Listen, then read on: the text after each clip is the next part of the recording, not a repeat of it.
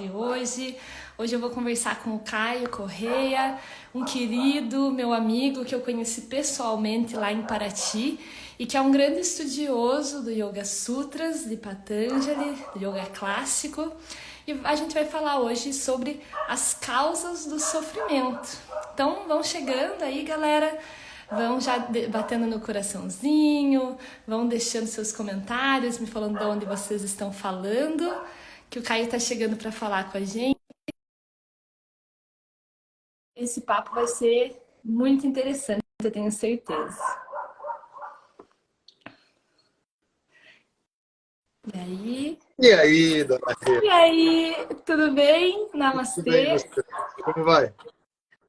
Vou bem, e você, Caio? Tudo bem também, tudo ótimo. Boa tarde a todo mundo que está entrando. Cheguei em cima da hora porque eu fui levar o Rock, né, que você conheceu, o nosso cachorrinho, foi Sim. para fazer um ultrassom. Cheguei tipo a 2 minutos, assim, foi certinho. Deu tudo Ah, que legal. E ele rápido. tá bem? Tá tudo certo com ele? Tá, Ah, certo, tá tudo certo. que bom, muito bom. Galera, sejam bem-vindos. Isso aí, eu tô vendo que já estão falando da onde que estão falando aí. Ribeirão Preto, muito bom. Vão deixando seus comentários, falando como que vocês chegaram até aqui. Né? Para quem não me conhece, eu sou a Renata, conheci o Caio recentemente, em pessoa, né? A gente se conhecia apenas na internet, lá em Paraty. E eu já comecei introduzindo um pouquinho, Caio, sobre o seu trabalho, mas eu gostaria de pedir que você se apresentasse aí para a galera, né? E agradecer muito de coração por ter aceitado o convite para conversar com a gente. Que isso, um prazer mesmo. Eu também agradeço muito o convite. Eu acho que essa missão nossa, né, essa função de estar transmitindo um conhecimento que é um conhecimento ancestral, um conhecimento tradicional, e que ele depende, né, de cada elo dessa corrente, que é muito extensa para que a gente vá transmitindo isso, para que isso vá chegando a cada vez mais pessoas, né? Não como um conhecimento necessariamente indiano, né? Ou como um conhecimento que ele é elevado acima dos outros, mas é mais um acervo de conhecimento que a gente pode usar a nosso favor para que a gente se aprimore, né? Para que a gente possa evoluir em termos de sociedade, em termos de comunidade, em termos do indivíduo também. Com Então, certeza. acho que é muito lindo esse movimento que a gente faz de estar trocando, né? Então, para quem sabe, recentemente a Rê também fez uma live comigo, onde eu fui entrevistador, agora eu estou sendo entrevistado, então é um grande prazer.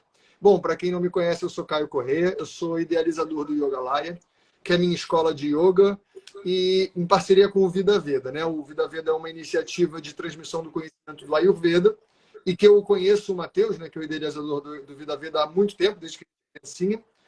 E a gente, há muitos anos, vinha pensando em como fazer essa transmissão do conhecimento tradicional também para o yoga, de acordo com um ideal que o Matheus sempre trouxe, que eu acreditei muito, que é como é que a gente baseia o nosso conhecimento, como é que a gente referencia o nosso conhecimento baseado na tradição, né? Porque a gente sabe que o yoga, ele, assim como o Ayurveda, né, são conhecimentos, são ciências em transformação, em evolução, e que, com certeza, o ideal é que a gente consiga ir evoluindo e atualizando esse conhecimento sempre, né? Só que a gente sabe que os textos tradicionais, né, o conhecimento tradicional e ancestral, ele acaba, se a gente não tiver muito cuidado com essa transmissão, ele vai se perdendo, porque é um conhecimento delicado, profundo, demanda muito estudo, muito aprofundamento, né? Então, tanto a missão do Vida Veda quanto do Yogalaya é transmitir o conhecimento baseado nos textos, né? Ou seja, Sim. eu não falo muito, até porque eu sei que, por exemplo, tem pessoas muito mais bem capacitadas, né, para falar do viés moderno, né? Hoje em dia a gente traz um conhecimento muito grande da biomecânica, como, por exemplo, foi a live que eu fiz com a Rei. A gente falou sobre a biomecânica da respiração, né? Antigamente, a gente não via as coisas dessa forma, né? A gente não via o corpo dessa forma, a gente não tinha esse conhecimento da ciência moderna, até porque ela é moderna, né? Então, Exato. a minha missão que eu sinto é pegar um pouco do que a gente via lá atrás, trazer o conhecimento do texto e tentar traduzir como era, né? Traduzir o que está escrito lá de uma forma para a gente colocar em prática hoje em dia. E dentro de todo o arcabouço de textos e conhecimentos do yoga, eu escolhi me especializar no Yoga Sutra, né? Que ele é considerado o texto clássico do yoga, que a gente pode falar um pouquinho disso também, se você quiser. Mas ele foi por causa dele que o yoga se tornou algo, vamos dizer assim, de fato relevante e presente para a cultura hindu, de maneira geral, né? Para a cultura védica, de maneira geral. Então, o yoga na Índia, né, principalmente, ele não é só uma prática, ele não são só técnicas, ele é realmente uma das formas que você vive a vida, né? De acordo com a cultura. Então, o meu objetivo é conseguir trazer esse conhecimento. Perfeito, maravilhoso. E eu acho que é muito importante, né, falar, por exemplo, eu converso, o pessoal que vem no meu perfil, a gente fala muito sobre esse link com a ciência moderna, mas eu acho importantíssimo esse papel que você está tendo também. Por isso que é tão legal essa troca, que eu acho que a gente ter toda essa riqueza, né, poder ter alguém que está se aprofundando nesses textos que são super antigos, ao mesmo tempo, eu fico muito surpresa por mais antigos que sejam, quanto são atuais, né? Altamente contemporâneo, né? Por mais antigos que sejam, então é perfeito. E eu acho muito legal colocar como é importante todos esses trabalhos, né, que são feitos aí para o yoga em si. Mas me fala como que foi que, assim, você falou, né, já começou a falar sobre o Yoga Sutra, se você quiser, você pode elaborar um pouquinho melhor para o pessoal que está assistindo, que não conhece muito sobre o texto, que não sabe muito aí da história, né? Mas eu também gostaria de saber por que que ele foi o texto que te chamou, assim, que te captou, né? E que você quis, então, levar esse trabalho à frente e divulgar para mais pessoas. O que que nele te encantou, talvez? Tá, beleza. Vamos lá. Eu comecei no yoga de uma forma um pouco diferente da maioria das pessoas com quem eu já tive a oportunidade de conversar, né? Porque eu comecei o yoga lendo primeiro, né? Por sorte, assim, ou por acaso, né? Pela situação que foi, eu vivi de música, né? Grande parte da minha vida, a maior parte da minha vida até hoje, eu vivi de música. Acho que em algum momento isso vai virar a favor do yoga, né? Mas a música foi mais presente na minha vida até esse momento. A maior parte do tempo que eu estava, vamos dizer assim, profissionalmente ativo. E eu sentia que o meu estilo de vida não cabia muito nesse mergulho no yoga que eu sempre senti que eu gostaria de fazer. Então, sempre, porque desde criança eu ouço falar de yoga, né? Eu brincava, e algumas brincadeiras que eu fazia, eu acho que era minha tia, eu não lembro exatamente quem era, mas que ela falava: isso aí que você está fazendo é yoga, isso aí que você está fazendo é yoga, sabe? Tipo, desde criancinha eu fazia Nauli Kriya, sabe? Brincava de fazer Nauli Kriya. Minha mãe: para com isso, meu filho, sua barriga vai ficar assim para sempre, sabe? E eu brincava de fazer bacata, sabe? Essas coisas assim. E a galera falou: cara, isso aí que você está fazendo é yoga. E aquilo ficou na minha cabeça. Então, eu sempre tinha, assim, um dia eu vou mergulhar nesse negócio, mas eu sentia que durante a minha estrada, literalmente, né, durante a vida em estrada com a música, eu sentia que não cabia. E aí eu comecei a ler. E fui lendo muitos textos, né? Fui lendo textos sobre uns textos muito aleatórios, assim, que ia aparecendo, né? Meu irmão é filósofo, então na minha casa sempre tinham muitos e muitos e muitos livros, né? Então tinha Bhagavad Gita, tinha um texto sobre Kundalini, e aí uma hora eu fui lendo alguns textos e eu me deparei com o Yoga Sutra. E eu li, né, na internet, na época, que era o texto clássico do yoga. Eu falei: beleza, vou ler o texto clássico do yoga aqui e vou entender tudo. E eu li e não entendi nada. Né? Tipo, nada. Maravilhoso. Era pequenininho, era um folhetinho assim, e fiquei, acho que eu preciso estudar um pouquinho mais para entender o negócio, né? Mas, ao mesmo tempo, tinha a coisa, né, que já me chamou a atenção, que era até o que a gente vai conversar, né, que é o que chama mais a atenção da maioria das pessoas, que eram as questões da ética, né? Dos yamas e niyamas, que eu via que todo mundo falava disso, né? Todo mundo falava dos yamas e niyamas, o que é isso? E a ética por trás do yoga, e o yoga fora do tapetinho. Sempre tinham esses termos que surgiam e que eu ouvia e falava: beleza, de onde isso vem? E eu vi que era daquele texto que vinha. E apesar de eu não ter entendido, eu entendi que era ali a fonte, sabe? E aí depois eu continuei me aprofundando, fiz a minha primeira formação, em Swastika, né, que é o método lá do De Rose. Fiz o meu primeiro curso de Yoga Sutra foi dentro lá do Swastika, mas foi um curso que eu não... que foi muito mais ou menos, assim, para ser muito sincero, porque era um curso que a gente tinha, tipo assim, 3 meses para estudar o texto inteiro, era 5 minutos por sutra no relógio. Tocava o cronômetro, mudava de sutra, sabe? Eu, às vezes, fico 1 hora de um sutra. Então, foi muito curtinho, assim. Mas foi o meu primeiro contato que eu comecei a aprofundar, comecei a olhar por outros pontos de vista.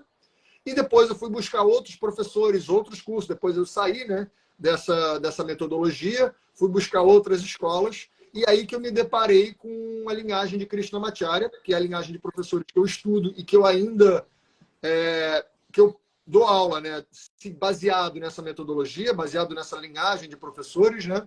E nele eu comecei a me aprofundar muito e muito nesse texto de uma maneira completamente diferente de tudo que eu já tinha visto. E aí a minha cabeça explodiu, assim, sabe? Quando eu comecei a ver a dimensão, a grandiosidade desse texto e o quanto que esse texto, como você muito bem disse, ele é muito atual, né? É o mesmo bicho lidando com uma realidade muito parecida. E diferente do que a maioria das pessoas acha, né? Por exemplo, o Yoga Sutra é um texto que não é de técnica. Não tem lá falando de asana. Tem 3 sutras que falam sobre asana, né, mais precisamente, mas ele não fala que você faz o trikonasana inspirando e flexionando, né, o corpo do jeito tal. Não tem isso, né? Ele é um texto que fala basicamente sobre o funcionamento da mente, sobre como que eu entendo a mente, como que eu consigo organizar a mente, como eu consigo pacificar a mente. Aí, isso, para mim, era muito incrível, porque eu via à minha volta, né, e via de maneira muito presente pessoas com muitas questões ligadas ao psicológico, né? Muitas pessoas com doenças mentais, né? Muitas pessoas depressivas, muitas pessoas ansiosas, muitas pessoas que não conseguiam lidar com as próprias emoções. E quando eu comecei a entrar em contato com aquele texto, eu falei, cara, tá aqui o mapa de como funciona esse troço, tá aqui. Não que seja a solução, né? Mas eu pelo menos consigo olhar para tudo isso com o que eu interajo de uma forma completamente diferente. E aí eu comecei a entender que aquele texto era o que eu sentia de me aprofundar para, a partir do momento que aquilo tivesse me preenchido, eu poder deixar transbordar. Perfeito, muito bom. Sabe que é muito curioso, porque quando a gente traz alguns desses ensinamentos do yoga clássico, num grupo, digamos assim, a gente começa a conversar, muitas pessoas ficam, assim, extremamente surpresas com como a gente pode estar falando de coisas que para elas são tão profundas e pessoais, né? Às vezes elas dizem, nossa, mas parece que você está lendo a minha mente, mas não é a minha mente, é a mente, né, em si. E eu acho isso incrível. Uma dúvida que me surgiu até quando você estava falando, que você se aprofundou mais no texto, então você já praticava yoga há algum tempo quando você se aprofundou mais, certo? Sim.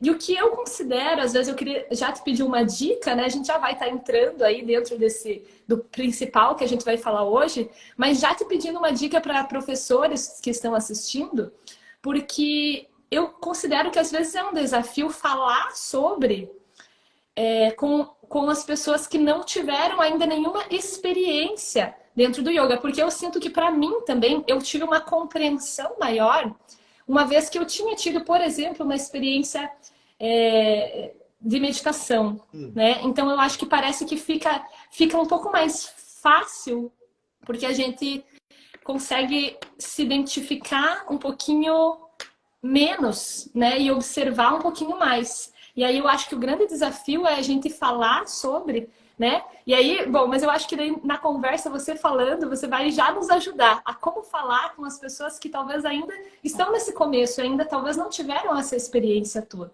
Acho que essa seria a minha dúvida. Bom, o que eu acho, assim, e é baseado na minha experiência, inclusive muito recente, tá? Que foi, sei lá, de uns 2 anos para cá, é quando eu comecei a realmente falar do Yoga Sutra de maneira mais aberta, de maneira mais clara e de maneira... Tipo, esse é o meu foco. Essa é a minha base de fundamentação e de estudo, né? Então, sinceramente, o que eu tenho sentido é que cada vez mais nos retiros que eu faço retiros aqui em casa, eu faço muitos retiros em outros lugares, né? No Dharmashala aqui, a gente faz retiros em spas no Brasil, em lugares diferentes, né? e com muitas pessoas que às vezes nunca tiveram contato nenhum com o yoga. Uhum. E quando eu começo a falar do Yoga Sutra sob essa perspectiva prática, sob essa perspectiva de um funcionamento da mente, interessa a elas muito mais do que a prática. Muito mais do que a meditação. Ela fala, cara, ansiosa eu tô. Minha mente tá meio, tipo, não tá me ajudando muito não. Então como é que é isso aí? E aí eu sinto que existem os dois caminhos, né? Existe o caminho que é a pessoa começa na prática, tem experiências diferentes, sente que aquela prática vai transformando ela e ela busca uma fundamentação, mas tem um lugar que foi o que eu aprendi, eu acho, a passar, que é como é que eu desmistifico o Yoga Sutra. Como é que eu trago o Yoga Sutra para hoje? Assim, como é que eu boto esse troço em prática agora? Né? E aí aquilo muda um pouco, porque a pessoa não precisa pegar um tapete, botar uma roupa específica e fazer uma postura que é desconfortável. É só ela, caramba, pode crer, a minha mente funciona assim também. E é o que você falou, parece que eu estou falando dela, mas eu estou falando de todos, né? Porque a gente tem uma mente que funciona de maneira muito parecida, isso está documentado há milhares de anos, só que cada um tem a sua história, né? Então, o que diferencia todos nós não é como a mente funciona, mas são os caminhos que a gente teve, né? E a partir disso, é de verdade, assim, eu tenho ficado muito impressionado como nos retiros eu sempre tenho um momento da teoria. E tem vezes que a galera fala assim, não, cara, não quero prática não, continua. Vamos mergulhar nisso aí, porque está muito interessante, sabe?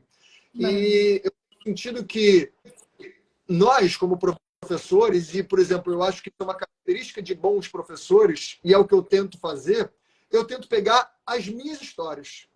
Eu tento pegar histórias que a pessoa consiga se conectar, porque é diferente de eu virar um teórico, né? Eu não quero ser um teórico, eu quero ser alguém que mostra como aquilo pode ser posto em prática no dia a dia e como eu pus, né? Então, a gente, quando está estudando também na tradição, a gente estuda o que é o acharya. A acharya é o professor, né? E o professor é aquele que vive o que ele está passando para frente. E quando a gente vive o que a gente está passando para frente, tem história, né? E aí a minha função é contar a história. É contar a história de como que essa observação na mente, ela funciona para todos, porque todo mundo tem histórias, né? Então, quando eu tiro da teoria e trago para a história, a gente se identifica, né?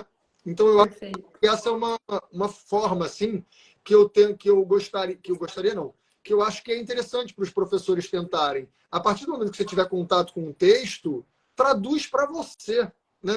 Maravilha. Como você viveu aquilo e bota aquilo para fora do que você viveu, e não só do que está escrito no texto, né?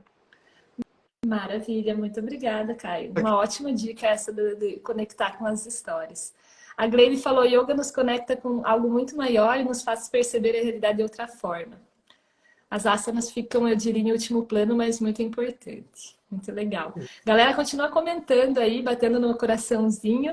Agora eu vou pedir para o Caio entrar aí no nosso tema principal, né? E nos contar o que, afinal, esse texto fala para a gente, nos traz sobre as causas do sofrimento, né? Legal. Então, vamos lá. Que eu comecei a perceber, né?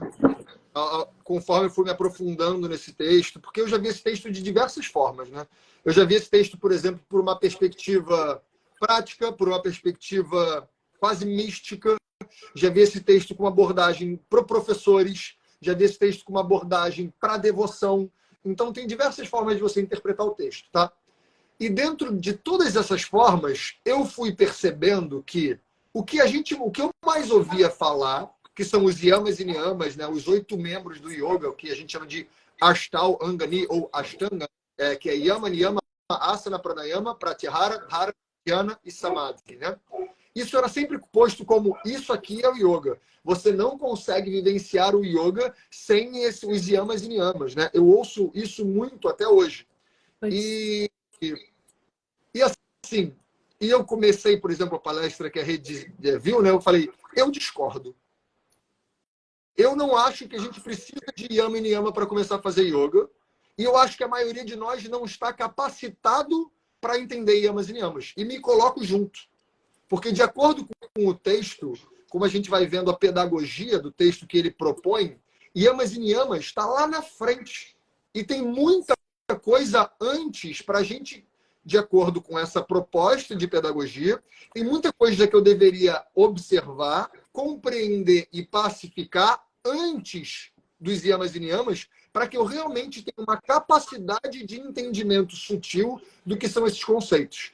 Porque quando a gente fala do Ashtanga, né, dos 8 membros do yoga, de fato, até do texto, talvez, é algo que a gente poderia chamar de o coração do yoga, das partes mais importantes que estão ali. Mas não é porque é o mais importante que é o meu momento, né? Às vezes eu estou na casca, eu não estou no centro. Eu não estou lá no coração. Se eu estou sentindo uma dor no joelho, eu não vou sentir o meu coração. Eu tenho que pacificar a minha dor no joelho, porque a minha dor no joelho está me chamando mais atenção. Então, eu fui percebendo que o nosso lugar, de todos nós, provavelmente, que estamos aqui vendo essa live, a gente não está com a capacidade, com a qualidade mental adequada proposta por Patanjali para compreender esses conceitos que ele trouxe. Então, primeira coisa que ele fala, né? Lá no primeiro capítulo, logo nos sutras 4, 5, 6, ele começa a falar, cuidado, porque se a gente não tiver com a qualidade mental adequada, os nossos movimentos da mente, que ele chama de vrittis, né? Eles vão levar você. Então, às vezes a gente acha que a gente está super compreendendo tudo e estudando, porque eu estou me observando na ética. Mas eu não estou percebendo que eu estou observando isso pautado, baseado nos vrittis, nos movimentos da mente. Porque eu não consegui entender o que são esses movimentos da mente e não consegui classificar eles. E mais do que isso, que é o nosso tema da live, né? A gente está em sofrimento. E eu digo com bastante segurança que eu diria que pelo menos 99,9% das pessoas que estão aqui, das pessoas que me seguem, das pessoas que seguem e das pessoas que estão nesse planeta, estão em sofrimento. Porque a gente às vezes acha que sofrimento é só quando eu estou, ai, meu Deus, e está tudo muito dolorido. E não é. Sofrimento é, de acordo com essa pedagogia, né, de acordo com Patanjali, a gente tem essas 5 causas de sofrimento. E que conforme a gente for aprofundando aqui, a gente vai perceber que a gente tem elas dentro da gente e todas as nossas atitudes e pensamentos são pautadas nessas causas de sofrimento. Então, se eu estou sofrendo, por mais que seja um sofrimento leve, eu não estou olhando para a vida com clareza, né?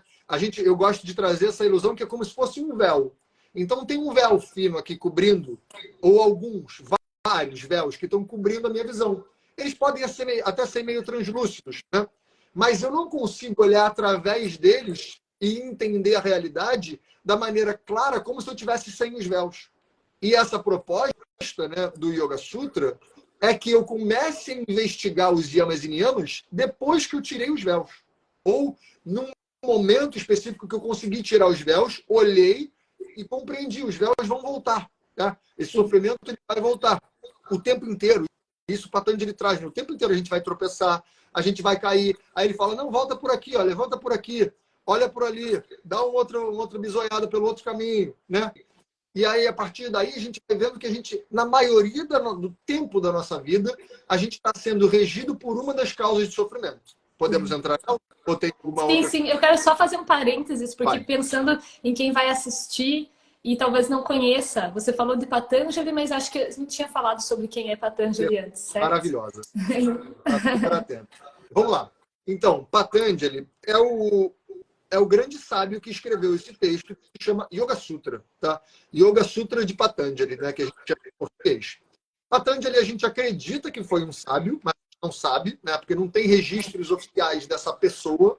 Então a gente não sabe se foi um grupo de pessoas, se foi um homem, se foi uma mulher, a gente não sabe, né? Acredita-se que foi um homem. E tem lá a imagem de Patanjali sentadinho com um barbão, né? Mas a gente não sabe se ele era assim, de fato. Mas é a quem se atribui a autoria desse texto. E ele é um texto que foi escrito mais ou menos... Existem divergências da data dessa composição. Mas é mais ou menos século 3, 4 antes de Cristo até século mais ou menos 2, 3 depois de Cristo. Tem um gap de uns 500 anos aí que a gente não sabe se é mais para lá, mais para cá. Tá? Mas eu acho isso um pouco relevante. Mas a questão é que é bem antigo, né? E esse texto foi o que, como a gente falou no começo da live, é o que transformou o yoga em um dos darshanas do hinduísmo, tá? tem 6 darshanas oficiais. Darshana significa ponto de vista, literalmente, né? Então, é o ponto de vista a partir do qual eu entendo a minha cultura, tá? Então, eu posso entender minha cultura por um olhar, por exemplo, do Vedanta, do Samkhya, do Yoga, do Mimamsa, do Vaisheshika ou do Nyaya, tá? Basicamente são esses. E aí, a partir do momento que eu tenho um ponto de vista, eu vou me aprofundando e compreendendo a cultura que eu vivo, né? Isso, pelo menos, é assim que funciona lá na Índia. E aí, esse texto, ele ganhou tamanha relevância que ele foi o responsável por deixar o yoga como um dos darshanas oficiais. Então, ele é um texto muito importante para a cultura de maneira geral. Mas ele é um texto bem técnico, ele é um texto, vamos dizer assim, por exemplo, porque tem outros textos muito importantes se tratando de yoga, né? Por exemplo, o Bhagavad Gita é um texto muito importante para o yoga, muito importante. Só que ele é um texto que não é um texto tão técnico. As técnicas estão ali, o conhecimento está ali, mas ele é um texto que tem um enredo, né? Ele é até mais bonito, mais gostoso de estudar. Só que ele é muito maior, né? E muito mais nas entrelinhas, assim. O Yoga Sutra, ele é um texto técnico, ele é um texto que ele está explicando. De fato, yoga é isso, cuidado com isso, observa isso, faz isso, né? Se você fizer isso, o resultado é esse. Então, é um texto bem... É uma sistematização, né? Exato. E Patanjali tinha um poder de síntese inacreditável, né? É uma coisa... É. Seja quem for Patanjali. Exatamente. Quando a gente vai vendo o texto é de uma elegância e de uma síntese, é incrível, assim, é de verdade, algo inacreditável. Realmente uma pessoa diferente, ou um grupo de pessoas diferentes que fez essa reunião, porque é impecável, assim. Cada vez que eu estudo mais, eu vou vendo quão impecável é, né? E é isso, né? E não é um texto que foi composto lá no século 2, 3 a.C. e ficou parado no tempo. Existem pessoas estudando, se aprofundando e olhando para esse texto desde lá, e até hoje faz sentido, né? Perfeito. E imagina você conseguir, né, fazer a síntese das causas do sofrimento. São 5, né? Imagina isso é inacreditável. E acho que o Caio vai falar agora e a gente vai ver o quão bonito e maravilhoso é essa síntese que foi feita. Vamos lá? Então vamos lá. De acordo com Patanjali, né, no segundo capítulo é o momento que ele começa a trazer as causas de sofrimento, tá? Ou seja, ele começa o segundo capítulo, que é o Sadhana Padaha, ou seja, o capítulo de como a gente bota o yoga em prática, né? Ele começa o capítulo falando que a gente precisa de 3 atitudes, basicamente, para botar esse negócio que eu estou explicando, que é o yoga, em prática. E ele fala de 3 coisas, que ele chama de Kriya Yoga. Não confundam com Kriya Yoga, que veio do Paramahansa Yogananda, né, do Self-Realization Fellowship, que é uma outra coisa, aí é uma metodologia, né, que é muito moderna, atual. Mas quando o Patanjali estava falando de Kriya Yoga, segundo o Yoga Sutra, é só como é que a gente bota o yoga em prática.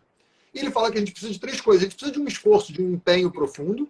A gente precisa estar o tempo inteiro se auto-observando, se estudando. E a gente precisa entender que existe uma entrega que é importante, né? E aí, depois disso, ele fala, para que eu preciso disso?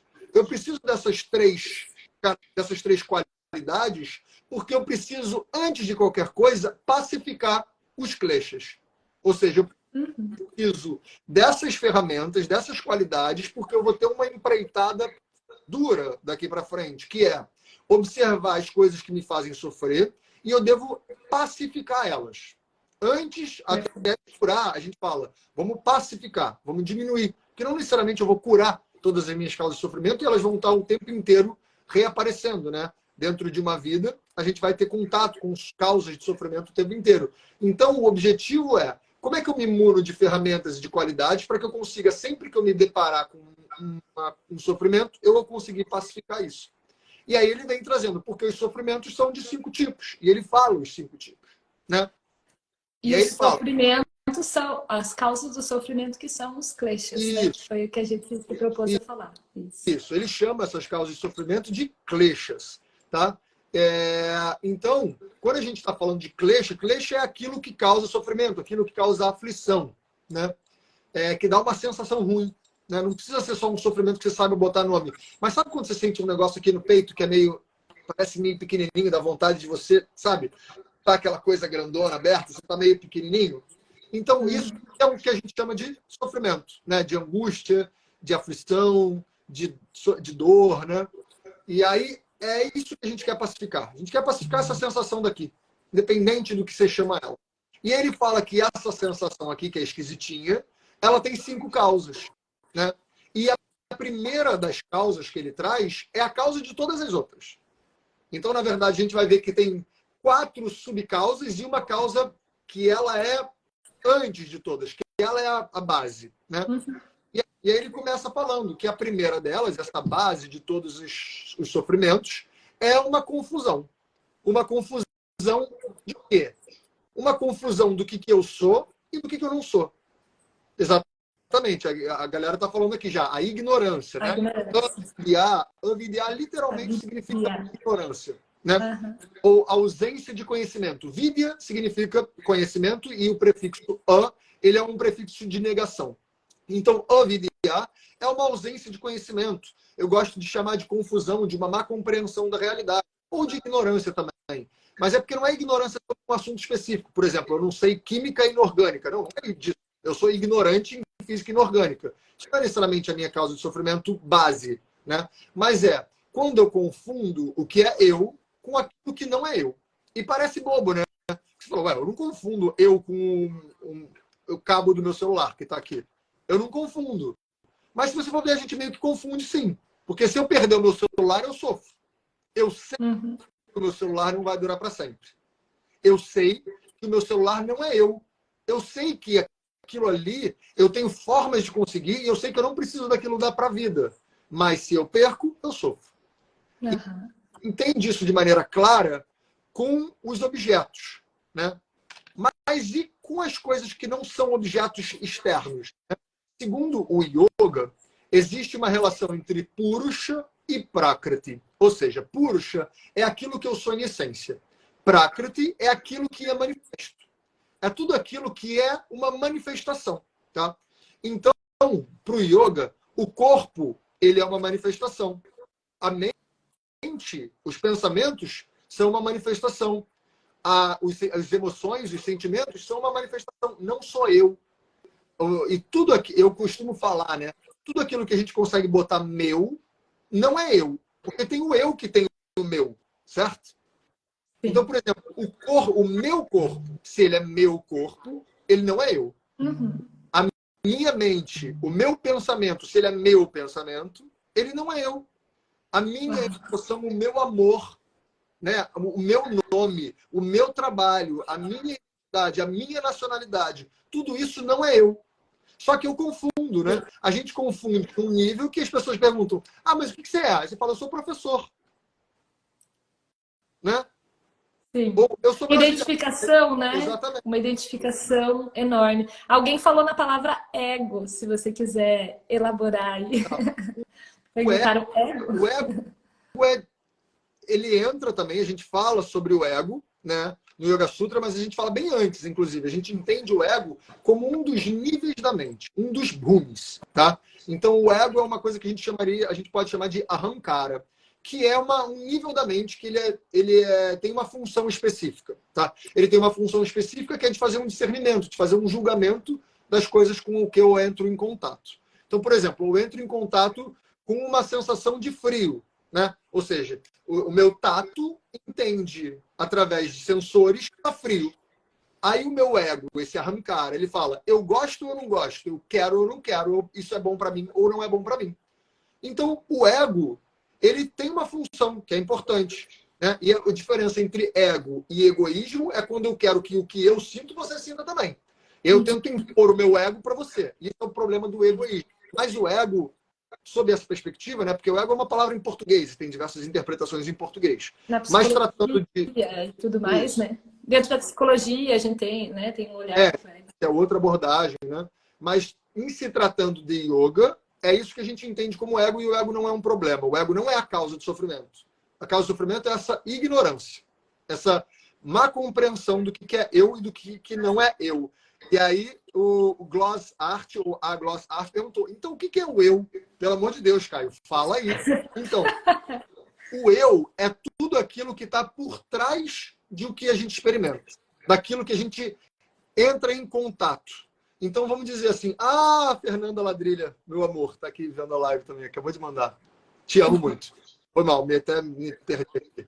É uma coisa muito deliciosa. Mas vamos lá. O eu, no yoga, a gente chama de avyakta. Avyakta é aquilo que não pode ser visto, porque é aquilo que vê. Uhum. Se eu estou entrando em contato com as minhas emoções, tem alguém, alguma coisa lá atrás, que está entrando em contato com as emoções. Se eu estou entrando em contato com meus pensamentos, tem alguma coisa lá atrás que está entrando em contato com esses pensamentos, que está vendo os pensamentos. Né? E que, muitas vezes, o que acaba acontecendo? O que é essa confusão? É quando eu confundo o observador e acho que a manifestação, aquilo que está sendo observado, é o que é eu. É difícil. E no yoga a gente fala, né? Vyasa, né, que é o principal comentarista desse texto do Yoga Sutra, ele fala, a gente deveria aprender o yoga como... Quer dizer, a gente deveria aprender o yoga pelo yoga. O que ele quer dizer com isso? Eu não deveria buscar entender necessariamente o que é o eu aqui. Eu deveria sentir. O yoga é justamente botar em prática, né? Então, esse eu que está por trás de tudo, eu poderia citar histórias, né? E eu posso até comentar uma aqui que é interessante, que dá para entender como experimentar essa coisa, né? Perfeito, acho ótimo. Então vamos lá, por exemplo, como eu falei, comecei falando que a gente deve botar histórias, né? Exatamente. O Kleber Yoga está falando de Atman, exatamente. Atman, no yoga, a gente não chama... A gente usa essa palavra Atman também, mas a gente usa mais a palavra Purusha. Eles querem dizer basicamente a mesma coisa, o mesmo princípio, tá? Por exemplo, teve uma vez, numa aula de yoga, muitos anos atrás, que a minha professora da época, ela falou, vou tentar resumir a história para a gente não perder muito tempo da live com isso. Ela falou, monta uma postura X, tá? Não importa qual. Era uma postura que eu não ficava confortável nela.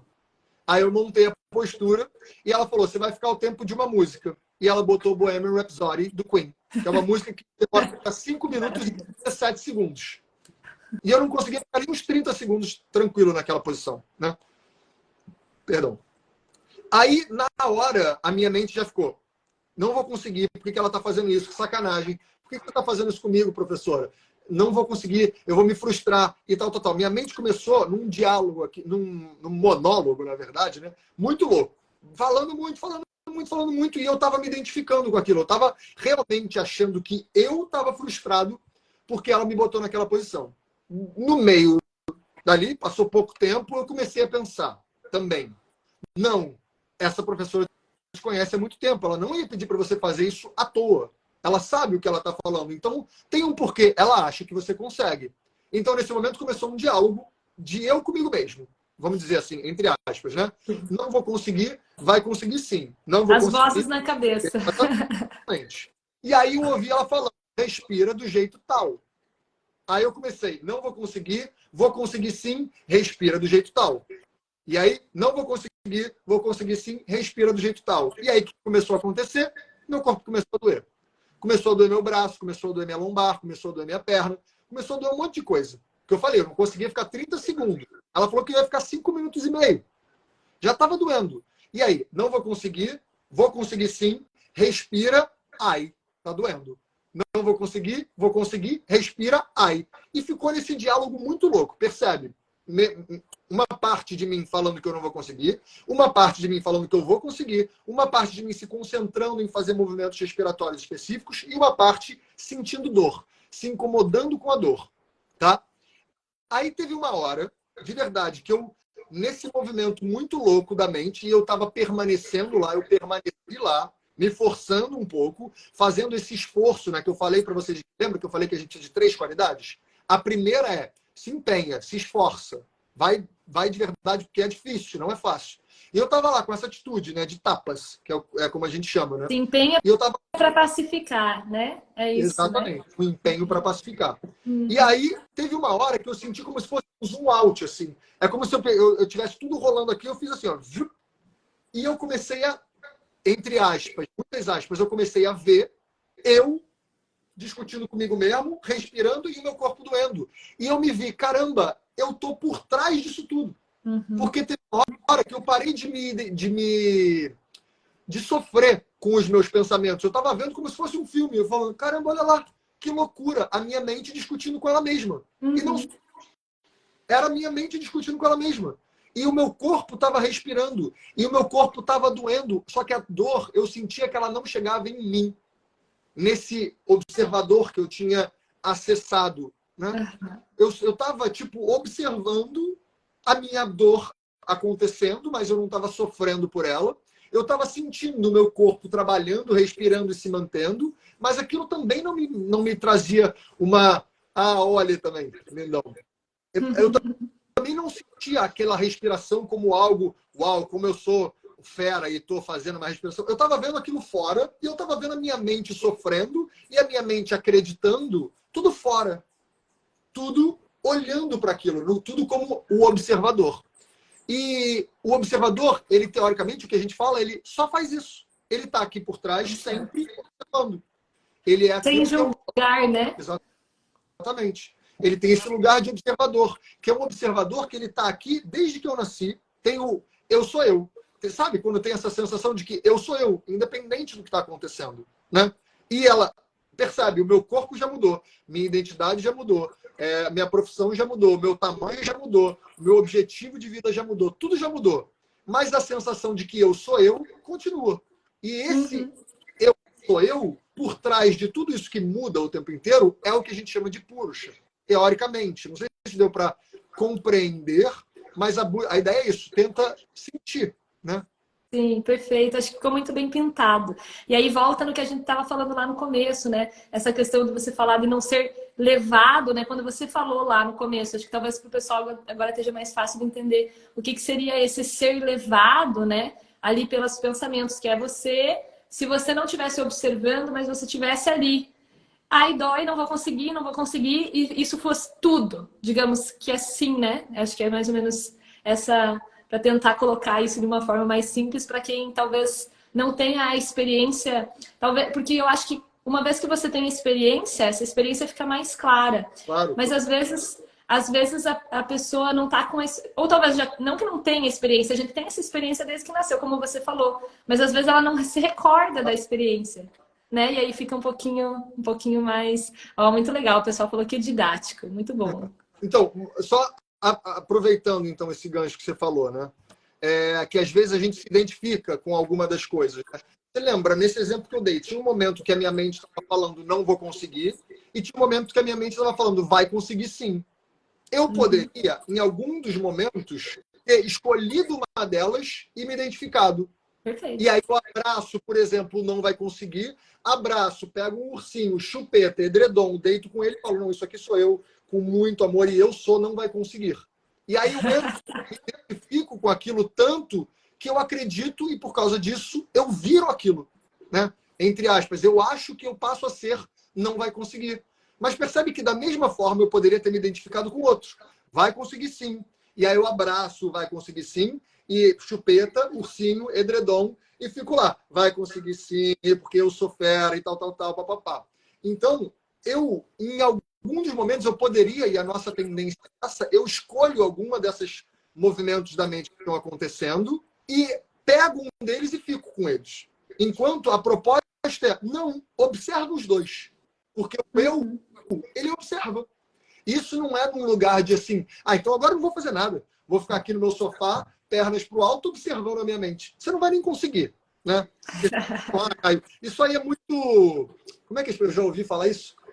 Não lembro, a palavra me fugiu. Mas é como se fosse, isso aí você está sendo muito relapso, né? Então é para eu parar de viver a vida agora e só ficar observando? E eu falo, você não vai conseguir. A vida vai continuar caminhando, né? Só que a opção que a gente tem é de assumir, em alguns momentos, esse lugar de deixa eu observar tudo que está acontecendo. Deixa eu tentar entender um pouquinho, porque normalmente a gente está o tempo inteiro identificado, e está tudo bem se identificar. A gente está nesse movimento da vida de identificação, beleza? Mas se eu tiver pelo menos essa consciência, e a ideia que eu trago de tentar entrar em contato com esse conhecimento é só para eu saber que isso existe. Como às vezes eu fujo uma toquinha, sabe? Cara, eu tô meio que em perigo, tô sofrendo. Entra na toquinha aqui e fala, deixa eu observar isso aí. Isso aí sou eu? Ou é a minha mente? Né? Ou é o meu corpo sofrendo? ou é uma emoção minha, né? Por exemplo, eu estou numa semana que, coincidentemente, muitas pessoas estão vindo me procurar com muitos sofrimentos emocionais, né?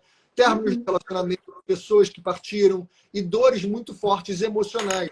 E essas dores emocionais, elas doem.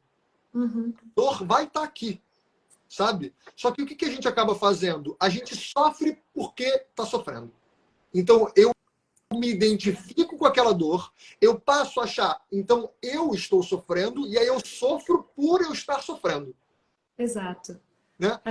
Ao invés de viver a experiência do sofrimento apenas e observar. Entendeu? Observar. Ou entender que às vezes tá aqui, ó, tá essa sensação meio ruim aqui. Tá. Ela tá aí. Mas você continua aí atrás. Esse eu, observador, continua aí atrás. Então, em algum momento que estiver sofrendo muito, tenta olhar para ela, tenta pegar, que nem eu dei esse exemplo, pega e bota aqui e fala assim, pode crer. Tá doendo aqui, mas eu tô aqui, de qualquer jeito. Esse lugar, Caio, que você fala sobre a gente entrar numa toquinha, ele poderia ser a nossa prática, esse lugar onde você para observar, para fazer e direcionar esse esforço nessa intenção de observar. Poderia colocar dessa forma, talvez? Super. Eu acredito que cada um vai ter uma toquinha, mas sim, para muitos de nós, para muitas pessoas, a prática é o único momento da vida que a pessoa para e olha um pouquinho para ela mesma. Com uma possibilidade de pausa, né? Mas cada um tem o seu momento de prática, né? Prática, a gente chama muitas vezes como de sadhana, né? E sadhana é uma junção de duas palavrinhas, sat e dhana. Dhana significa trazer para perto, manter perto. O quê? A verdade. Qual verdade? Essa verdade que a gente está falando, o que é eu e o que não é eu, né? Então, o sadhana é eu, em algum momento, tentar buscar essa verdade e trazê-la para perto e mantê-la pertinho de mim. Então, pode ser uma prática de yoga, mas pode ser caminhando. Pode ser em algum momento para dar uma caminhada e vou buscar, cara, isso sou eu mesmo? Ou isso é uma identificação que eu estou tendo? Porque pode crer, o que eu estou não é sofrendo de amor. Eu estou sofrendo por apego a uma relação. O amor é diferente. E aí a gente começa a destrinchar, a botar para fora, olhar para isso e olhar com clareza. Isso é um sadhana, né? Sadhana não é só uma coisa, pelo menos não de acordo com o meu entendimento, não de acordo com a minha tradição. Não é só um sadhana que você tem que ser iniciado por um guru de barba branca e dreads e com uma manta laranja e que te fala um mantra que está escrito e que você tem que recitar todos os dias às 4:30 da manhã. Não precisa. Pode ser. Super pode ser. Super. E muitas vezes essas iniciações elas muito potentes, né? Ou seja, já entra num lugar ritual e o ritual é interessante para o corpo. O corpo gosta de rituais, né? A mente gosta de rituais. Então, muitas vezes, a gente ter esses momentos de ritual, de observação, ajuda a eu entrar nesse movimento de maneira mais rápida, né? Mas cada um tem o seu sadhana, cada um tem a sua busca pela verdade e para tentar manter essa verdade perto. Então, a toquinha é o sadhana, ou seja, essa aproximação da verdade. Muito legal. Eu vou trazer duas perguntas, mas se você quiser, enfim, se você achar que elas vão ser respondidas aí dentro da tua lógica, também tudo bem. Perguntaram agora há pouco, a Elizabeth mandou. Eu observo e diante das informações eu escolho um caminho de paz? É isso? Isso até me lembrou um pouquinho uma pergunta que veio um pouquinho antes, que era como então a gente pacificaria, então faria essa pacificação. Né? E aí eu acho que isso pode engatar as duas em uma resposta, talvez. Beleza. Então, eu acho que é interessante, então, só avançar um pouquinho no conteúdo, que aí vocês vão entender, porque a gente só... Lembra, a gente só falou do primeiro klesha até agora. Tem muita coisa. Tem mais 4. Eu vou tentar adiantar de forma resumida, tá? O que são esses 4. Para que aí eu responda essas perguntas, tá? Vamos lá. O segundo klesha que ele fala é justamente asmita. Asmita é uma identificação equivocada. Então, imagina, se eu estou entendendo mal o que é eu e o que não é eu, é muito fácil eu me identificar com coisas confusas, né? Então, eu me identifico, às vezes, como professor. E eu acho que eu sou professor. Eu me identifico, às vezes, como namorado. E eu acho que eu sou namorado sempre. Eu me identifico, às vezes, como filho. E eu acho que eu sou filho sempre. Mas não necessariamente, né? Às vezes, tem momentos que eu tenho que vestir a roupinha do professor. Tem momentos que eu tenho que vestir a roupa do filho. Por exemplo, tem momentos que meu pai me pergunta coisas e eu tenho que saber vestir a roupa do professor. Tem momentos que meu pai me solicita coisas e eu tenho que saber vestir a roupa do filho. E eu não tenho, no momento que eu tenho que ser filho, ficar dando aula. Porque eu estou confundindo as coisas.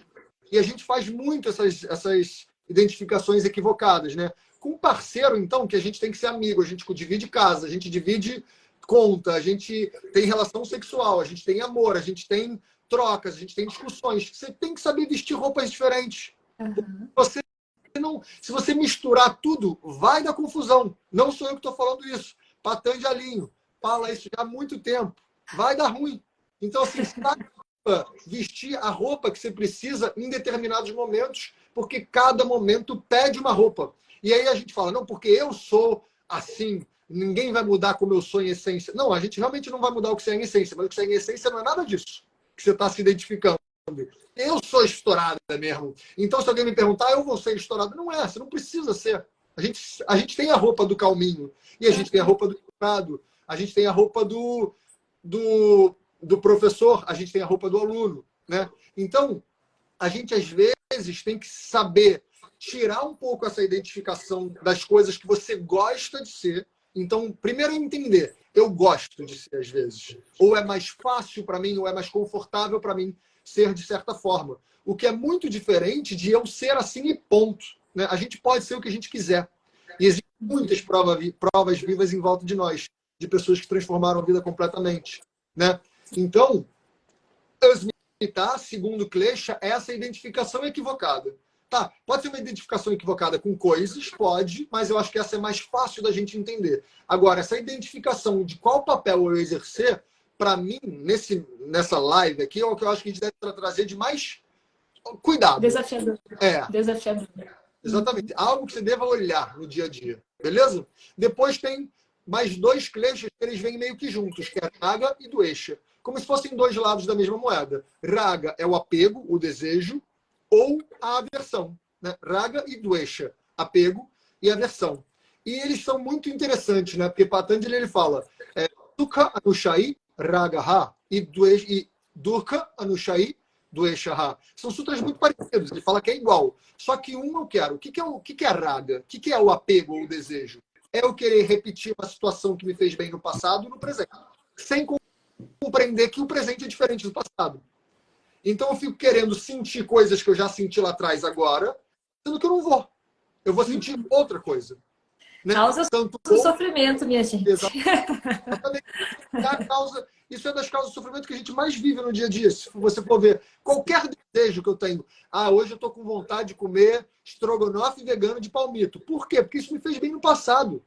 Porque eu gostei de estrogonofe vegano de palmito que eu comi outro dia. Mas será que é isso que eu preciso agora? Será que eu vou gostar disso agora? Será que é isso que eu tenho? Ou eu vou ficar triste porque agora não tem estrogonofe de palmito, tem arroz com lentilha, e eu vou ficar boladão. Pô, mas o estrogonofe de palmito, bonzão, comi terça-feira passada, não vou comer agora. Tá vendo? Já entrei num ciclo que não é um mega sofrimento que eu tô derretendo na cadeira.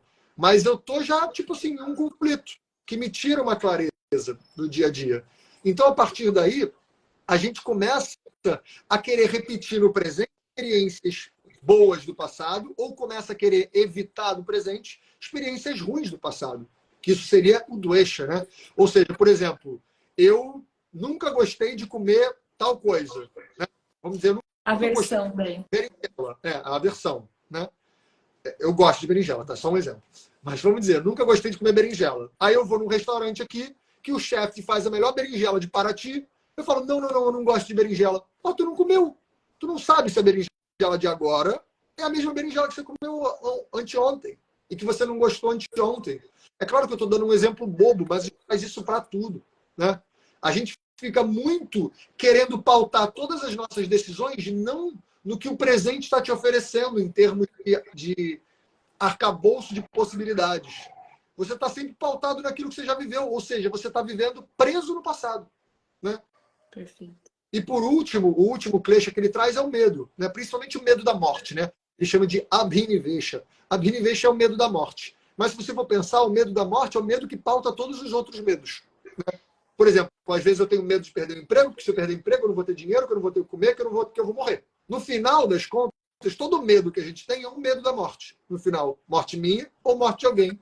Mas a morte até de alguém me traz sofrimento, dor, porque eu não sei se eu vou conseguir viver sem essa pessoa. E é o medo da morte. Então, lembra, má compreensão da realidade, uma identificação equivocada dos papéis que a gente veste, apego ou desejo, aversão, não querer repetir coisas que me fizeram ruim no passado, e medo, né? E no medo, quer dizer, nessas 5 coisas, pensar, saúde, tenta pensar profundamente como que a maioria das coisas que a gente faz, e eu diria todas, tá? Estou categórico nesse ponto. Eu acho que em nós todos que estamos aqui, todas as nossas atitudes e pensamentos são pautados em um desses clichês. Porque, primeiro, a gente já não sabe quem a gente é de verdade. Só o primeiro já pegou geral que está aqui. Todo mundo. Já pegou todo galera, mundo. Já no primeiro a galera ficou louca. Já.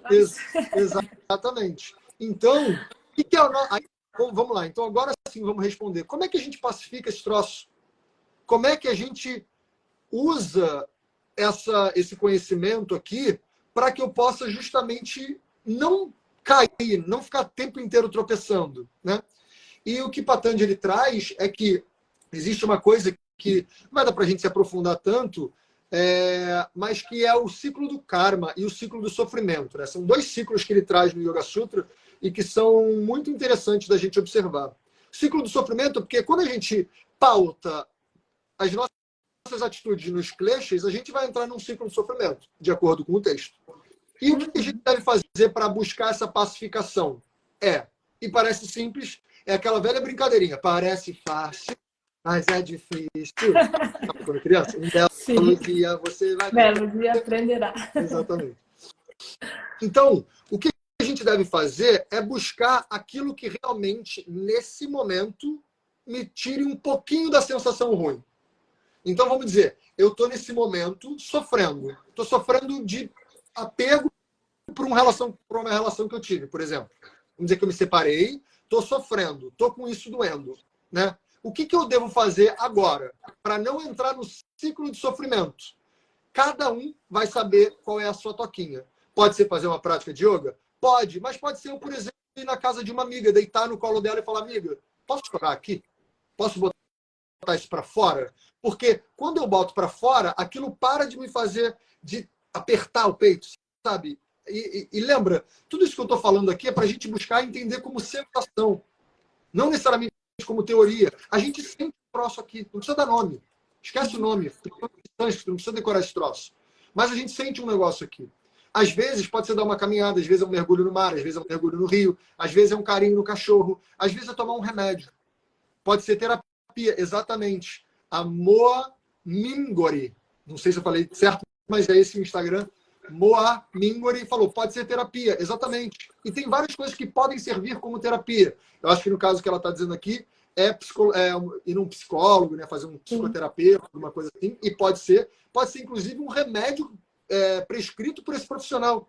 E às vezes, sim, a gente que está caminhando no lugar do autoconhecimento, a gente às vezes é contra remédio, né? Eu não tomo essas coisas de remédio, de alopatia. Cara, às vezes isso é o que te vai fazer ter clareza para tirar esse véu e você consiga olhar para a realidade com mais presença, né? Porque, percebe, lembra dessa minha suposição, eu terminei um relacionamento, estou sofrendo por isso, né? Terminei um relacionamento, estou sofrendo por isso. Isso que eu estou sentindo, isso é passado. Isso é baseado no que eu vivi no passado. Isso é raga. Eu estou querendo repetir no presente uma sensação boa que eu tive no passado.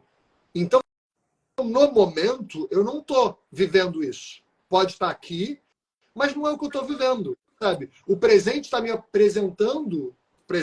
apresentando várias possibilidades para eu viver. E ao invés de eu desfrutar das que estão sendo apresentadas, eu fico querendo repetir algo que já aconteceu no passado, planejando o futuro, né? Vamos só ler aqui, ó. E quem usa beber como terapia, ir em bar, piora, né? Piora porque você está gerando um outro problema, né?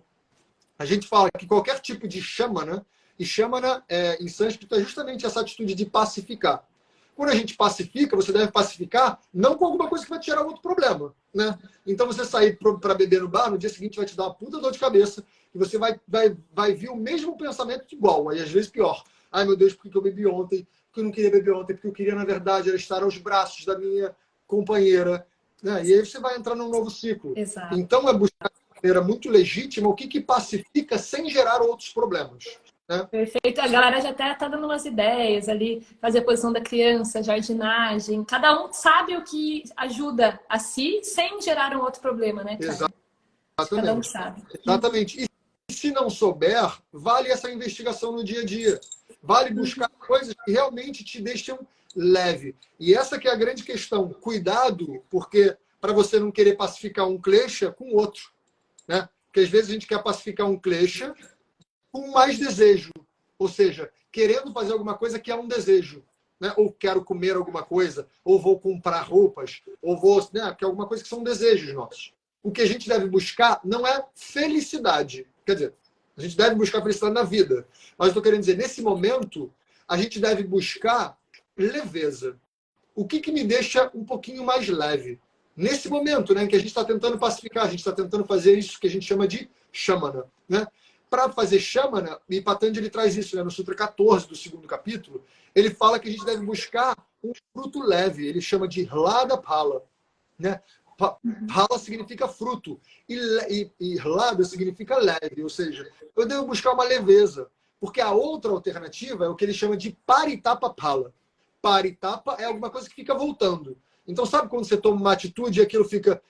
Às vezes a sua atitude foi ótima, mas aquilo fica voltando na sua cabeça. E fica voltando na sua cabeça. Puta, mas será que eu poderia ter feito melhor? Porque eu acho que a atitude que eu tive, se eu tivesse feito de outro jeito... Mas o que será que ele está pensando? Percebe que isso está me gerando outro tipo de ciclo na mente, um sofrimento de novo. E ele fala, se a sua atitude te gera esse pensamento circular de novo, ele não está te pacificando, ele não está gerando leveza. Por melhor que seja a sua atitude, sabe? Porque às vezes a gente acha, mas eu vou fazer o melhor, eu vou fazer agora caridade. Eu vou doar todo o meu dinheiro. Aí você vai lá numa instituição de caridade, doa todo o seu dinheiro, faz um monte de coisa linda, mas no final você fala, puta, mas será que eu tinha que ter feito isso mesmo? Porque eu não sei se isso vai resolver o meu problema. Porque pode ser que agora, e agora? Como é que eu vou me ajudar se eu dei todo o meu dinheiro? Você começa a entrar num ciclo que a atitude em si é linda, mas a atitude ela não necessariamente resolve o problema. Ou, melhor, ou ela não pacifica o problema. Porque ela está te gerando outro.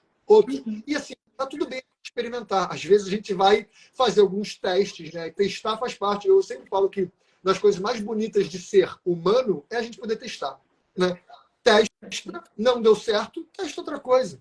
A vida está cheia de possibilidades para a gente sempre experimentando. Mas lembrando, cada um vai ter a sua forma de pacificar essas coisas que fazem a gente sofrer. E essa busca, você deixar isso perto, né? Deixar isso claro, é muito importante de se fazer quando eu não estou sofrendo.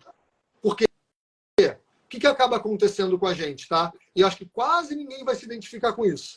A gente está sofrendo, aí eu pacifico esse sofrimento. Aí eu acho que está tudo bem e vivo a vida como se nada tivesse acontecido. Né?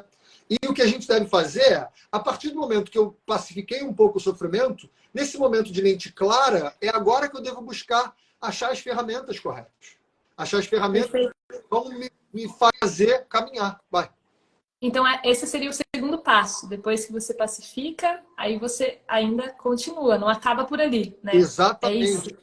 Exatamente. O primeiro passo é pacificar as causas de sofrimento, que a gente chama de shamana, para depois você fazer o que a gente chama de shodhana. Né? Shodhana significa tira a causa do problema. Aí eu identifico a causa do problema com a mente clara, e aí eu começo a trabalhar ainda com a mente clara para pacificar. Se no meio desse caminho a mente agitar de novo, a mente voltar para o ciclo de sofrimento, volta para aquela coisa que te tira do ciclo de sofrimento, pacifica e busca novamente essa purificação, ou seja, tira a causa do problema. Então, só voltando lá para trás, percebe que como a gente está nesse ciclo de sofrimento e com essas causas de sofrimento todas regentes, é muito difícil eu entender o que é, por exemplo, não violência. Um conceito absolutamente sutil, delicado, lindo, mas assim, que se eu estou sofrendo, se eu estou com um desejo atuante, por exemplo, eu quero muito virar professor e eu quero ensinar esse conceito para um monte de gente, e eu já estou torto. Já vou entender o conceito de maneira meio torta, porque eu estou cheio de klesha na frente. Eu estou olhando, é como se eu estivesse olhando para vocês, assim. Eu consigo ver o celular assim, ó. mas eu não estou olhando para a realidade com clareza. Tem um véu na minha frente, muito pesado, muito, né, que me deixa tudo meio nebuloso. E aí a gente não consegue chegar, por exemplo, nesses 8 membros, com a clareza proposta por esse texto. E a gente fica um monte de gente falando sobre yamas e niyamas, e que não existe yoga sem yamas e niyamas, sendo que está todo mundo sofrendo. E aí fica um monte de gente querendo entender a não violência, sofrendo. E aí provavelmente você vai estar sendo violento com você, para começo de conversa. Você não vai estar sendo verdadeiro, né? Ahimsa, não violência. Você vai estar sendo violento com você. Satya, compromisso com a verdade, você vai estar sendo falso com você. Você vai estar falando, não, porque eu estou bem, porque eu estou num caminho aqui de autoconhecimento, eu estou num caminho de espiritualidade, eu estou maravilhoso, porque agora eu faço. Assume que está sofrendo. Deu uma travadinha agora no último, não sei se para o pessoal aí deu também. Mas eu posso repetir aonde que parou para você. Mas foi aqui na última frase. Tá. Você falou que... Não, o que eu falei é que muitas vezes, se a gente está confuso, né, se a gente está com essa má compreensão da realidade e com algum dos outros kleshas, ou seja, alguma das outras causas de sofrimento atuantes, a chance de eu interpretar essas coisas de maneira errada é grande. E o último que eu falei foi o compromisso com a verdade, né? E às vezes eu estou achando que estou num caminho de autoconhecimento muito grande, e eu quero investigar todas essas coisas sem assumir que eu estou, antes de tudo, eu estou sofrendo, eu não estou sendo verdadeiro comigo. Perfeito. Então, para a gente entrar nos yamas e niyamas, para a gente entrar em toda essa investigação, é fundamental eu entender que primeiro eu estou sofrendo. E assumir que está sofrendo e trabalhar diariamente, que o nosso principal trabalho seja pacificar e não estimular, não querer expansão da consciência e iluminação e fazer asanas mirabolantes, porque eu quero fazer o pranayama com a maior retenção do mundo, porque babá. Você está regido por klesha, você está regido por causa de sofrimento. O principal movimento para mim do yoga, na vida que a gente vive, ele é pacificar. Ele não é yamas e niyamas. Desculpe para todos que estão aqui, mas que muitos vão, eu já vi, né, pessoas inclusive que estão aqui falando assim, não, porque o yoga sem yamas e niyamas não existe. E eu acho que super existe, pô. Se você estiver trabalhando para pacificar, existe sim. Existe super. Maravilha. Então, se você quiser fazer uma síntese agora, eu acho que é legal, né? Estamos aí nos encaminhando para o final. Eu vi que tiveram comentários. Eu acho que dentro da tua explicação você já respondeu muitas coisas e eu penso que caso não haja mais tempo para a gente perguntar, também dá para o pessoal estar estendendo as perguntas para as nossas caixinhas, para os nossos directs, né? Mas se você quiser ir resumir, posso dar uma breve assim do meu entendimento, aí você retoca, né? Então você falou ali sobre essas 5 causas do sofrimento, mas você mencionou que quando nós estamos em sofrimento, a gente é muito difícil para a gente conseguir perceber isso com clareza. Então, no momento do sofrimento, a gente deveria buscar pacificar ele com algo que nos faz bem, tentando não cair dentro desse ciclo novamente. E a partir de que a gente está com mais clareza mental, a gente observar qual é a causa e tentar identificar essa causa. É isso? Resuma melhor e me explique melhor. Isso, maravilhoso. Sutra 27 do segundo capítulo, ele fala basicamente qual é a pedagogia que a gente deve seguir para fazer yoga, tá? Então, de acordo com o Yoga Sutra, tá? Existe uma pedagogia, uma ordem que a gente deve trabalhar, que é, a primeira das coisas que ele fala, primeiro identifica o sintoma. Primeiro, o que eu estou sentindo de verdade? Porque às vezes a gente fala, tem um troço aqui me incomodando, mas é besteira, deixa para lá. Para a gente não tem besteira. Se está sentindo, o que é isso? Qual é o sintoma? Tá? Então, primeiro identifica o sintoma. Depois que identificar o sintoma e pacificar o sintoma, acha a causa. Depois que você achar a causa, pacifica a causa. Tira a causa, né? Shodhana, elimina a causa. Aí depois eu identifico para onde eu quero ir. Ou seja, se eu estava sofrendo e agora eu consegui clarear um pouquinho, estou olhando, o que eu quero me tornar? Qual é o caminho que eu quero ir, né? Eu quero ficar uma pessoa com a mente mais serena, por exemplo, dando um exemplo bobo, tá? Quero ter uma pessoa mais estável, ter mais leveza. Beleza, para lá que eu quero ir. Quais ferramentas eu uso? Esse é o grande segredo. Para mim, yoga, você pode estar fazendo qualquer coisa. Você pode estar jogando ping-pong, mas se você estiver observando essas 4 coisas, é yoga. Segundo Patanjali, não é segundo Caio, não. Tá? Então, identifica o sintoma, elimina, pacifica. Identifica a causa, elimina. Acha para onde você quer ir e qual ferramenta que você usa. O yoga é uma ótima ferramenta. Tanto que depois disso, 2 sutras depois ele fala, tem 8 membros aí que você pode usar. E aí, ele fala dos 8 membros. Depois disso tudo. Entendeu? Então, os 8 membros, eles vão entrar em quais ferramentas eu uso. Mas antes disso, eu tenho que ter identificado o sintoma, pacificado o sintoma, identificado a causa, elimina a causa. Identifica para onde eu quero ir, para aí sim você buscar quais as ferramentas utilizar. Deu para entender? Perfeito, maravilhoso. A Cleide falou, esse é o manual da mente humana. Cleide, entendeu tudo. Porque é isso. A gente chama, inclusive, de mapa da mente. Né? Eu gosto de chamar o Yoga Sutra de mapa da mente. Inclusive, é assim que eu chamo. Né? Por exemplo, eu vou abrir uma nova turma do Sutra agora em agosto. Me permite aqui fazer uma mini propaganda. Por favor, fale dos seus projetos, fale sobre os futuros cursos. Eu tenho certeza que o pessoal adorou e que quer saber mais do que você nos oferece aí. Vamos lá. Então, eu tenho esse estudo do Yoga Sutra. Como eu acho esse um texto fundamental em termos do entendimento prático dele, eu tenho ele de maneira cíclica dentro da minha escola. Então, até hoje, ele estava sendo oferecido só para quem faz parte da escola, que se chama Yogalaya também. Que é uma escola que tem aplicativo, dou aulas práticas, aulas teóricas, mas é tudo online, tá? Porque eu moro aqui isoladão no meio do mato. Então, presencial mesmo, normalmente dou aula só em retiros, workshops ou palestras, essas coisas. Mas as minhas aulas recorrentes, elas acontecem dentro da escola e o estudo do Yoga Sutra eu fazia dentro da escola. Em agosto, agora, é a primeira vez que eu vou abrir esse curso para fora. Então, a gente vai começar uma nova turma desse estudo, começando lá do primeiro, do momento zero do Yoga Sutra. Eu vou explicar ele todo até o final, passando por todo esse conhecimento, toda essa didática. É um curso que demora mais ou menos 1 ano, assim, 11 meses a 1 ano, tá? E que ele acontece todas as terças-feiras, às 7 da noite. Mas é que chama justamente o mapa da mente. E por isso que eu quis pontuar que a Gleide acertou perfeito, né? O mapa para mim, o Yoga Sutra é o mapa da mente. Ele me mostra direitinho como é que o troço funciona e como é que eu faço. E aí eu vou cair. Então, quando você cair, levanta por aqui. Cuidado com aquele buraco lá. Você já viu o buraco. Tenta não cair nele de novo. Mas assim, a chance de você cair é grande. Tudo bem. Né? Meu professor sempre fala, ele fala, Patanjali é uma mãe. Porque você cai, ele não te julga, ele vai te abraçar, vai falar, beleza, agora vamos por ali. E aí você vai indo. E essa pedagogia eu acho muito linda, né? Não é à toa que eu falo com tanto gosto desse texto, porque eu realmente amo e isso me transformou completamente. E em agosto eu vou abrir esse estudo para quem quiser fazer parte, tá? E se alguém quiser, por exemplo, ter aula comigo também, eu tenho essas aulas de maneira recorrente na minha escola online.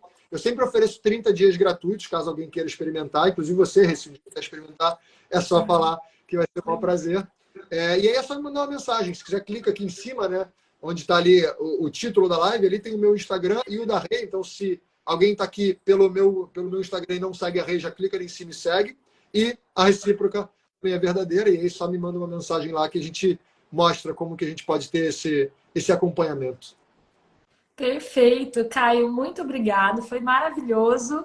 Obrigada aí pelo teu tempo, pela tua dedicação. A gente agradece muito, né, pessoal? Porque, como eu falei já no começo, é muito importante esse trabalho que você faz. Para mim é uma honra ter recebido você aqui para falar mais com a gente. Que isso. Tá bom? Toda minha. Obrigadão mesmo pelo espaço. Um beijo. Até a próxima. Vou deixar a live salva aí para quem não perdeu, assiste lá do começo depois, tá bom, gente? Boa. Beijo. Um beijão. Namastê.